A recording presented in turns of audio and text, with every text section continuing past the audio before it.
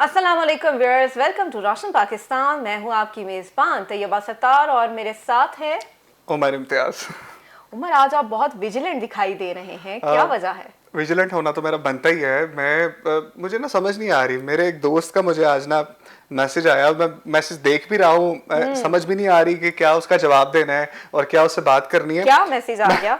Message में उसने लिखा हुआ है कि मैं एक मिनट आपको नाजरीन को भी पढ़ के सुनाता हूँ कि मेरे नंबर से अगर कोई भी किसी भी किस्म का तुम्हें कोई मैसेज आएगा ना, उसका जवाब ना देना। आइदर वो ट्विटर का अकाउंट हो या व्हाट्सएप हो, फेसबुक हो, मुझे समझ नहीं आ रही। अब मैं उसका मजाक ही उड़ाई जा रहा हूँ जब से मुझे उसका मैसेज आया हुआ है। और लेकिन जो है ना, मैं उसको जवाब नहीं दे पा रहा कि मैं इसका उसको क्या जवाब दूं उसका। लगता है उमर आपके दोस्त का जो अकाउंट है वो हैक हो गया है। ऐसा हो सकता है। बिल्कुल जी, ऐसा होता है। हजारों करोड़ों अफराद सोशल मीडिया एप्स यूज करते हैं, बहुत सारे अकाउंट्स होते हैं लोगों के, और लोगों के अकाउंट हैक भी हो जाते हैं उमर। अच्छा, मैं स्टोरीज तो देखते ही हैं मेरी तरह से।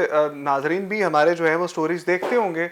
और हम एक साइबर वर्ल्ड में रह रहे हैं। हम जो है वो दुनिया एक ग्लोबल विलेज है। और हमें तो यही सिखाया गया, बचपन से ही पढ़ते आ रहे हैं कि ग्लोबल विलेज है दुनिया।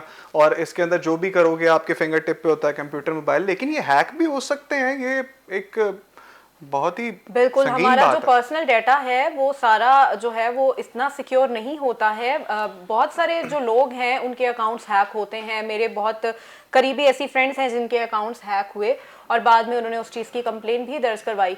वैसे मैं सोच रही थी कि क्या पाकिस्तान में भी कोई ऐसा इदारा मौजूद है या कोई ऐसे लोग मौजूद हैं जो इस चीज़ को देखते हैं, इस चीज़ की निगरानी करते हैं, क्योंकि ये बहुत आजकल आपको पता है कि हर दूसरा बंदा सोशल मीडिया ऐप्स यूज़ करता मैं वही है। बात की ना, ग्लोबल विलेज दुनिया है। और लेकिन हमें तो तैयबा ये नहीं बताया जाता कि मतलब जो आपके मोबाइल में ऐप है या जो भी सॉफ्टवेयर आप यूज़ कर रहे हैं वो एंड टू एंड इनक्रिप्टेड होता है। और उसकी आपकी कोई भी चैट यहाँ से यहाँ नहीं जा सकती और कोई उसको हैक नहीं कर सकता। तमाम सिक्योरिटी कंपनीज, तमाम ऐप्स वाले उसको ऐसा क्लेम करते हैं कि हमसे ज़्यादा अच्छा जो है वो सॉफ्टवेयर आपको कोई तो प्रोवाइड नहीं कर जाहिर है रहा। उमर, अगर वो ये क्लेम नहीं करेंगे तो उनकी एप्स यूज कौन करेगा? अगर पॉइंट। वो ये गारंटी नहीं देंगे तो उनकी एप्स तो कोई भी डाउनलोड नहीं करेगा।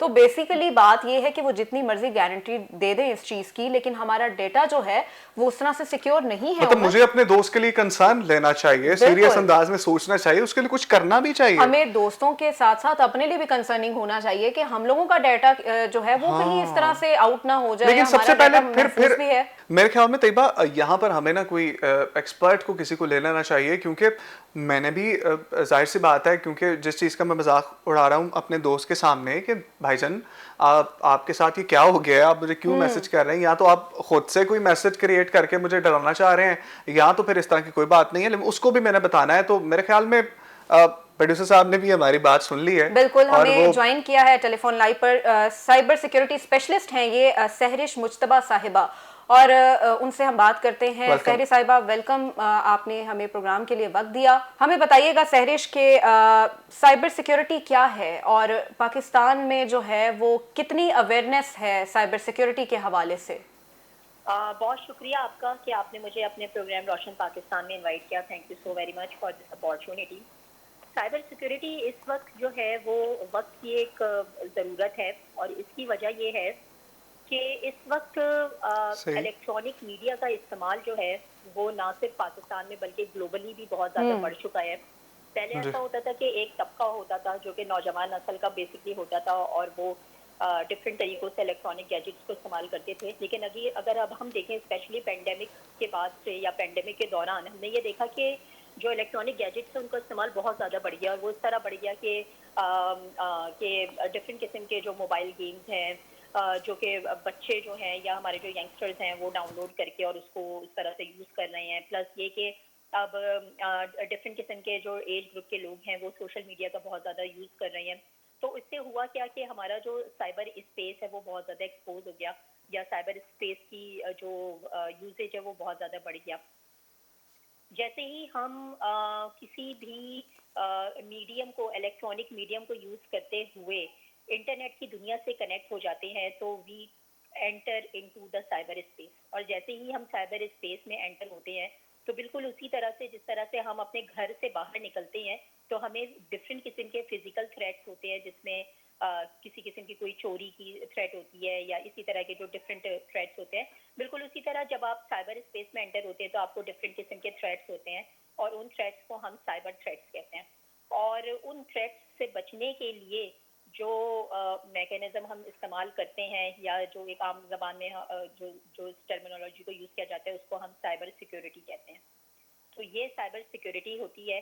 और क्योंकि अब इस साइबर स्पेस का इस्तेमाल जो है वो दुनिया में और ग्लोबली भी हम देख रहे हैं कि वो बहुत ज़्यादा बढ़ चुका है, तो इस वजह से जो साइबर सिक्योरिटी है उसकी इम्पोर्टेंस भी बहुत ज़्यादा हो चुकी है, क्योंकि हम डेली बेसिस के ऊपर जो साइबर स्पेस है उसमें एंटर होते हैं और उसमें एंटर होने के बाद इलेक्ट्रॉनिक मीडियम को यूज़ करते हुए इंटरनेट की दुनिया से कनेक्ट होते हैं और अपने डिफरेंट किस्म के जो काम होते हैं, डिफरेंट किस्म के अपने रोज़मर्रा की जो हमारी ज़रूरियात होती हैं वो हम इस मीडियम के थ्रू जो है वो पूरी कर रहे होते हैं। अच्छा, मुझे ये बताइएगा आप कि आपने जिस तरह बताया है कि अब मुझे ये बताइए कि साइबर क्राइम की पाकिस्तान में रेशियो क्या है, साइबर क्राइम्स की मतलब किस रेशियो से पाकिस्तान में क्राइम्स हो रहे हैं? एक स्टैटिस्टिक्स के मुताबिक अगर हम देखें तो साइबर क्राइम्स जो हैं वो इस वक्त बहुत ज़्यादा प्रीवेलिंग हैं। और इनफैक्ट एक एनालिसिस था जो कि अभी मैंने रिसेंटली एक एनालिसिस मैंने देखा और उस एनालिसिस में हमने ये देखा कि ग्लोबली जो साइबर क्राइम्स का रेट है वो बहुत ज़्यादा बढ़ चुका है और स्पेशली पेंडेमिक के बाद जो रेट है वो उसमें ऑलमोस्ट 98% जो है वो तेज़ी देखी गई। अगर मैं पाकिस्तान की बात करूं तो पाकिस्तान में भी इस वक्त प्रीवेलिंग बहुत सारे साइबर क्राइम्स हैं जो कि डिफरेंट किस्म के साइबर फ्रॉड की सूरत में भी नज़र आ रहे हैं। सही। गुज़िश्ता दिनों जबकि हम एक कोविड की वजह से एक पेंडेमिक में थे तो कोविड का बहुत ज़्यादा फ़ायदा उठाया गया उस सिचुएशन का और डिफरेंट किस्म के हमने देखे कि ऑनलाइन स्कैम्स बहुत ज़्यादा थे, जिसमें जो है वो जो हैकर्स थे या ऐसे लोग जो कि अटैकर्स थे, हैकर्स थे, उनका एक मोटिव था कि वो कॉमन जो पीपल हैं उनको टारगेट करें और उनकी जो उनकी जो नॉलेज है और या उनका जो कॉन्फिडेंशियल उनकी जो इंफॉर्मेशन है वो किसी तरह से उसको हासिल कर सकें। और उसके लिए उन्होंने डिफरेंट किस्म के तरीके अपनाए जाते हैं, जिसमें ऑनलाइन स्कैम्स होते हैं, जिसमें अगर आपने देखा हो कि डिफरेंट किस्म के जो गेम्स होते हैं, गेम से रिलेटेड, सर्वेज से रिलेटेड, इसी तरह अगर कोई प्रीविलिंग सिचुएशन होती है, फॉर एग्जांपल एफबीआर को जो है वो टैक्स रिटर्न फाइल करना है, तो फिर उस तरह उस सिचुएशन को इस्तेमाल करते हुए जो है वो ईमेल्स के थ्रू, एसएमएस के थ्रू, व्हाट्सएप के मैसेजेस के थ्रू डिफरेंट किस्म के यूआरएल्स या डिफरेंट किस्म के जो वेबसाइट के लिंक्स हैं वो सेंड किए जाते हैं, जिनका ऑब्जेक्टिव ये होता है कि कॉमन पीपल से उनकी कॉन्फिडेंशियल इंफॉर्मेशन किसी तरह हासिल की जा सके। तो ये डिफरेंट किस्म के जो साइबर स्कैम्स हैं या साइबर क्राइम्स हैं वो इस तरह से इस वक्त प्रीवेलिंग है, ना सिर्फ ग्लोबली बल्कि पाकिस्तान में भी बहुत ज़्यादा प्रीवेलिंग है। जी सहरी साहबा, ये बताइएगा कि क्या कोई कवानीन भी मौजूद हैं पाकिस्तान में? अगर किसी का अकाउंट हैक हो जाता है तो क्या क्या कवानीन मौजूद हैं पाकिस्तान में? पाकिस्तान में इस वक्त पीका जो कि पाकिस्तान इलेक्ट्रॉनिक क्राइम एक्ट के नाम से एक कानून है जो कि मौजूद है और ये लॉ या ये एक्ट जो है ये एक सिटीजन, एक कॉमन सिटीजन को जो कि पाकिस्तानी सिटीजन है उसको एम्पावर करता है कि वो अगर किसी किस्म के किसी साइबर स्पेस में आते हुए साइबर विक्टिम का शिकार हो तो वो फिर उस क्राइम एक्ट के अकॉर्डिंगली जो अपने आप को प्रोटेक्ट कर सकता है और अपनी शिकायत या अपनी कंप्लेन को जो रेलेवेंट अथॉरिटीज़ हैं उनको दर्ज करा सकता है। तो ये इस वक्त पाकिस्तान में एक प्रीवेलिंग क्राइम एक्ट है जो कि बहुत ज़रूरी है कि हमारे आम शहरियों को भी पता हो कि जी हमारे पास अब as a Pakistani we also got that law of PECA, Pakistan electronic crime act, जिसके अकॉर्डिंगली वी आर एम्पावर्ड कि हम अपनी जो साइबर क्राइम्स हैं हम उसको रिपोर्ट करवा सकते। जी, बहुत शुक्रिया। शहरे हमारे साथ मौजूद थी और हमें बता रही थी कि किस तरह से कवानीन मौजूद हैं और कवानीन होने के साथ साथ जो है वो कोविड के दिनों में जो है वो किस तरह से तैयबा फैला, लोग फ्री थे अपने घरों में तो नेगेटिविटी की तरफ ही लोग जाने लगे। जाहिर है कोई काम नहीं था करने को, सब कुछ, सारे ऑर्गेनाइजेशन, स्कूल, कॉलेज, काम, हर चीज़ बंद थी। हर चीज़ जैम पैक थी। उसके बाद फिर लोगों ने सोशल मीडिया ऐप्स को इतना ज़्यादा यूज़ किया, बहुत सारे स्कैम्स भी सामने आए। बहुत सारे ऐसे लोग ई कॉमर्स के थ्रू लोगों को जो है वो फेक आईडीज़ के थ्रू लोगों को लूटते रहे और बहुत इस तरह के जो फ्रॉड होते रहे सोशल मीडिया पर, और लोगों के अकाउंट्स भी हैक हुए। तो उन दिनों में जो सूरत हाल थी वो बहुत ज़्यादा इंतहाई संजीदा सूरत हाल है। और जिन कवानीन की बात की है उन पर भी हम बात करेंगे, और कोशिश ये करेंगे कि ब्रेक के बाद हमारे साथ कोई लॉयर भी मौजूद हो जिनसे हम ये पूछें कि जो ये एक तो हो जाती है हैपनिंग, उसके बाद जो है वो सज़ाएं क्या हो सकती हैं, और पाकिस्तान में साइबर जो सिक्योरिटी है उसका जो कानून है वो कितना किस हद तक जो है वो एक्टिव है, बिल्कुल, और सॉल्यूशन क्या होना चाहिए, क्या है। तो एक ब्रेक के बाद आपको रोशन पाकिस्तान में दोबारा से जाएंगे। हमारे साथ रहिएगा।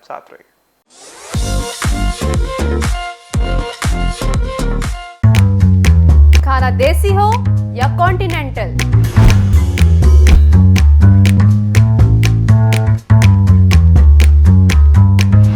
बहुत से लोग अच्छे खानों के बारे में जानते तो हैं, ये नहीं जानते कि वो मिलता कहां से है।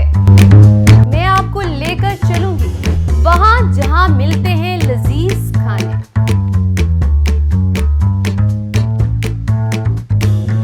मेरे साथ रहिएगा और देखना मत भूलिएगा फूड दरबार।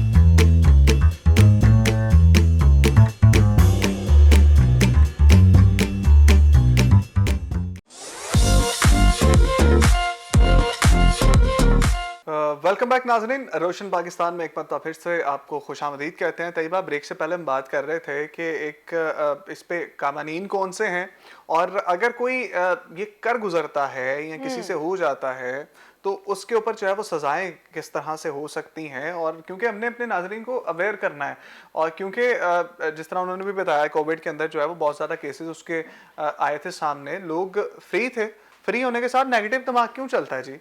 और इसके साथ साथ हम अपने व्यूअर्स को उमर एक बड़ी अहम बात बताते चलें कि पीका लॉ बेसिकली क्या है। Prevention of electronic crimes act 2016 में ये एक्ट बना था, और जो लोग साइबर क्राइम को फेस करते हैं उनके लिए, उन लोगों के लिए एक्ट बनाया गया था। मेरे ख्याल में यहाँ पर हमें जो है ना वो किसी लॉयर को ले लेना चाहिए और उनसे ही हमें पूछना चाहिए। तो एडवोकेट रिदा नूर साहिबा ने एक इंतहाई अच्छे वक्त में ज्वाइन किया है, बाकमाल लॉयर हैं और साइबर सिक्योरिटी एक्सपर्ट हैं, काफ़ी केसेस इन्होंने इसके हैंडल किए हैं। तो रिदा, आपको प्रोग्राम में वेलकम करते हैं। Thank you so much Umar, thank you so much for having me in this show. बिल्कुल, साइबर क्राइम आजकल का एक बहुत बड़ा इशू है, इस पे बात जितनी की जाए कम है, क्योंकि लोगों में अवेयरनेस नहीं है। बिल्कुल सही। अच्छा, मुझे रिदा ये बताइएगा कि जिस तरह तैयबा ने भी जिक्र किया, एक पीका लॉ मौजूद है, तो सबसे पहले तो हमारे नाज़रीन को ये बताइए कि जिनको नहीं पता पीका लॉ बेसिकली है क्या, जरा ये बताइए बेसिकली है क्या। जी, बेसिकली क्योंकि आजकल ग्लोबलाइजेशन का जमाना है, दुनिया एक ग्लोबल विलेज बन चुकी है, सारी चीजें इंटरनेट के थ्रू कनेक्टेड है। सिर्फ एक सेकंड के लिए व्हाट्सएप रुकता है तो हमारी जिंदगियां रुक जाती हैं। तो जहाँ पे बेनिफिट्स है वहाँ पे उसके नुकसानात भी हैं, और जहाँ पे नुकसानात होते हैं, सिटीजन अपने आप को प्रोटेक्ट नहीं कर सकते, वहाँ पे हुकूमत का काम है कि वो सिटीजन को लॉ प्रोवाइड करे जिससे वो लोगों को प्रोटेक्ट कर सके फ्रॉड के अगेंस्ट या नए नए किस्म के जुर्म से। बात से ग्लोबलाइजेशन है, वक्त बदल रहे हैं, जुर्म भी बदल रहे हैं, तो एक स्पेसिफिकली एक लॉ इनैक्ट कर दिया गया 2016 में। 2016 से पहले भी साइबर क्राइम्स एग्जिस्ट करते थे और उनके लिए एक इन्फोर्समेंट मैकेनिज्म था, लेकिन पीका एक ऐसा लॉ है जो कि स्पेसिफिकली जिसका मकसद ये है, इसके प्रीएम्बल में लिखा हुआ है कि to prevent unauthorised acts with respect to information system या उससे रिलेटेड ऑफेंसेस। और साथ ही साथ ये इसका क्या काम है, इसका काम है कि ये कोई ऐसे गैर अखलाकी, गैर कानूनी, गैर शरई किस्म की हरकतें जो इंटरनेट के थ्रू, जो सोशल मीडिया के थ्रू होती हैं, उनको रोके। और उनको रोकने के सबसे बड़ी बात कि उनके लिए अगर वो हो रहे हैं इस किस्म के ऑफेंसेस, तो उसके लिए इतनी सख्त सजाएं हो, उनके लिए ऐसा इन्वेस्टिगेशन मैकेनिज्म हो, प्रोसिक्यूशन मैकेनिज्म हो कि ये लोगों के लिए एक इफेक्टिव रेमेडी अवेलेबल हो। और थर्डली सबसे बड़ा काम इसका ये है कि ये क्योंकि ग्लोबलाइजेशन का जमाना है, कभी साइबर क्राइम जरूरी नहीं है, फॉर एग्जाम्पल अगर कोई दूसरा क्राइम है, कत्ल का क्राइम है, तो वो अगर आप पाकिस्तान में मार रहे हो तो पाकिस्तान में ही मारोगे। साइबर क्राइम पूरी दुनिया में फैला हुआ है। तो अगर आप पाकिस्तान में बैठ के इंडिया, यूएस, ईरान, हर जगह एक ही काम के थ्रू पूरी दुनिया में अपने साइबर क्राइम के असरात फैला सकते हो। तो सबसे बड़ा पीका का मकसद ये कि इंटरनेशनल कॉपरेशन के तहत इंटरनेशनल एजेंसीज को मिला के इनको इन्वेस्टिगेट करना और इसके ऊपर अमल दरामद करना। ये बिल्कुल सही, बिल्कुल सही। रिदा साहिबा, ये बताइए कि सोशल मीडिया पर हम अपनी प्राइवेसी को कैसे महफूज बना सकते हैं? बहुत सारे लोग, आपको पता है, सोशल मीडिया ऐप्स यूज करते हैं और बहुत सारे लोग ये शिकायत भी करते हैं कि हमारा डाटा लीक हो गया। तो इस हवाले से क्या किया जाए? जी बिल्कुल, सबसे बड़ी बात कि यहाँ पे ना सेक्शन 3 एपीका का उसने कहा हुआ है कि अगर कोई भी शख्स अनऑथोराइज्ड एक्सेस करेगा किसी भी इंफॉर्मेशन सिस्टम की या किसी डाटा की, तो उसको 3 महीने तक की सजा है और 50,000 तक जुर्माना हो सकता है। अगर सिर्फ उसको एक्सेस करेगा किसी के डाटा को, अगर उसको आगे ट्रांसमिट करेगा तो उसकी सजा 6 माह तक हो सकती है और 1,000 रुपया उसको जुर्माना भी हो सकती है, दोनों हो सकते हैं। और अगर सेक्शन 5 के तहत पीका के अगर वो इस इंफॉर्मेशन को लीक करने से अगर दूसरे बंदे को कोई नुकसान पहुंचता है, कोई डैमेजेस होते हैं, तो फिर वो सारे के सारे डैमेजेस उस बंदे को खुद देने हैं और 2 साल तक की सजा होगी और फाइन होगा कितना, 5 लाख रुपए तक का उसको फाइन हो सकता है पीका के तहत। तो पीका एक अच्छा लॉ है, ये बिल्कुल एक अच्छा लॉ है और इसका स्पेसिफिकली मकसद ये कि अनऑथराइज्ड एक्सेस को रोक सके। लेकिन मसला ये कब अमल दरामद में आता है, जब आपका इंफॉर्मेशन किसी ने एक्सेस कर ली होती है। आपने बात पूछी कि किस तरह हम अपनी प्राइवेसी को महफूज रख सकते हैं, तो यहाँ देयर इज नो वे कि आप किस तरह अपनी प्राइवेसी को महफूज रख सकते हो। बाद में जब आपकी प्राइवेसी कोई ब्रीच कर लेता है, कोई आपका डाटा ले लेता है, उसके बाद कानून हरकत में आता है। उससे पहले आपने अपनी एहतियात करनी है, इसके अलावा और कोई हल नहीं है। अच्छा, मुझे ये बताइएगा, पीका लॉ के हवाले से बहुत से लोग ये भी कहते हैं कि थोड़ा सा कंट्रोवर्शियल भी है, तो इन एक्सपेक्ट पे बात करके जरा हमें बताइएगा कि किस लिहाज से कंट्रोवर्शियल है? जी, ये कंट्रोवर्शियल इसलिए क्योंकि ना दुनिया क्राइम्स 2 किस्म के होते हैं, एक स्पेसिफिक इंटेंट, एक basic intent. Specific basic intent crime होते हैं, वो नहीं देखते कि आपकी नीयत क्या थी, आपने ये काम क्यों किया, आपने गलती से किया, आपसे करवाया गया, वो आपके गुड फेथ को नहीं देखते, क्योंकि वो इतनी हायर इंटेंसिटी के क्राइम होते हैं कि लॉ में अगर आप ये चीज का फर्क करने लग पड़ो कि इस बंदे की नीयत साफ थी या इस बंदे ने गलती से किया या इसकी तबीयत नहीं ठीक थी, इसको कोई डिजीज था या इसके माइंड में ऐसी बात नहीं थी, इसकी नीयत नहीं थी ये सब कुछ करने की, इसने मासूमियत में कर दिया, अनजाने में कर दिया, तो अगर इन सारी चीजों में चले जाओ तो फिर उसकी इंटेंसिटी लो हो जाती है। तो इसलिए ये एक ऐसा क्राइम है जिसका थ्रेशोल्ड हाई रखा हुआ है ताकि इसका वो रोब रहे इस क्राइम का कि अगर कोई अनजाने में भी ये क्राइम कमिट करे तो ये उसके ऊपर घेरा अपना तंग कर दे। बिल्कुल ठीक है। कंट्रोवर्शियल। बहुत शुक्रिया एडवोकेट रिदा हमारे साथ थी और कितनी अच्छे तरीके से उन्होंने बताया कि पीका लॉ मौजूद है और इसके अंदर जो है वो उन्होंने ये भी बताया है कि डराया जाए, बाकायदा तौर पे बताया जाए कि अगर आपने आपकी इंटेंशंस जो भी हैं, अगर आपने किसी भी तरीके से कुछ भी किया है, लेकिन अगर आपने कुछ ऐसा किया है, मजाक में किया है या फिर आपने जो है वो जानबूझकर किया है, तो जानबूझ के करने की भी वही सजा है, मजाक में करने की भी वही सजा है। बिल्कुल जी। और वैसे भी किसी का पर्सनल डेटा चोरी करना तो कोई मजाक नहीं है, ये तो एक बड़ा सीरियस मामला है और इस तरह के मामला जो हैं वो ही देखने के लिए, उन चीज़ों को कंट्रोल करने के लिए ये पीका लॉ बनाया गया है। मेरा ख्याल है आपको अपने दोस्त को बता देना चाहिए कि मुझे वाकई तौर पे उसको बताना चाहिए और यहाँ तक भी मुझे बताना चाहिए कि 5 से 10 लाख रुपए जुर्माना है और 2 से 5 साल की सजा है। तो अगर तो किसी ने आपका डेटा इस तरह से डेटा किसी ने चोरी किया है या आपके जो है वो अकाउंट में कोई घुसा है या आपकी कोई फेसबुक, व्हाट्सएप, अगर इस तरह से किसी ने आपकी सिक्योरिटी को ब्रीच किया है तो उसको बाकायदा, अगर किसी पे शक है तो उसको बता दे पहले ही। मैं आप प्रोग्राम का इख्तिताम करें, मैं इन बिटवीन ही उसको मैसेज कर देता हूं। इंशाल्लाह अगले प्रोग्राम तक के लिए हमें इजाजत दीजिए, अपने राय से हमें जरूर आगाह कीजिएगा। तब तक के लिए अल्लाह हाफिज। अल्लाह हाफिज। मैंने भी मैसेज कर दिया।